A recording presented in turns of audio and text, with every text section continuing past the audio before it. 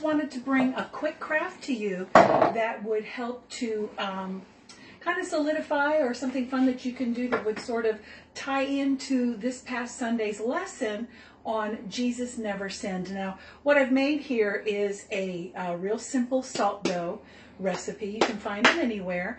For this one, it was just 1 cup of flour, half a cup of salt, and half a cup of water. And you can make it more just by doubling up the recipe, but it mixes and comes together really, really easy.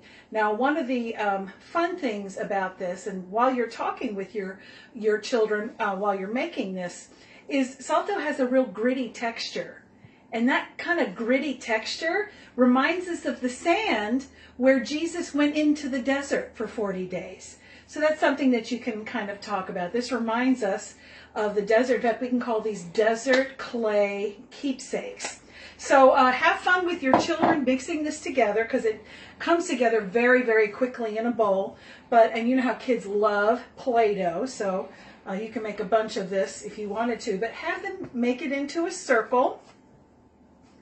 And then, once we've got the circle, have them put their handprint inside.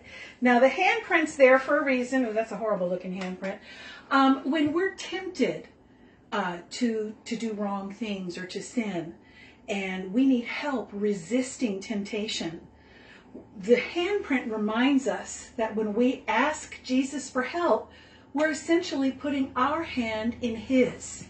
Now, once you have your handprint, you can let them decorate it a little bit more, put their name on it, put the date and the year. I know I always loved getting the handprints from my children when they were younger.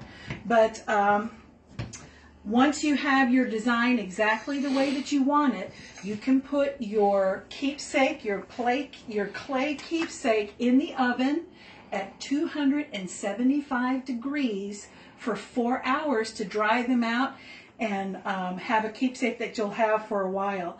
Once it's dry, then you can paint it and do whatever you'd like, as far as other, paint decorations after it's done.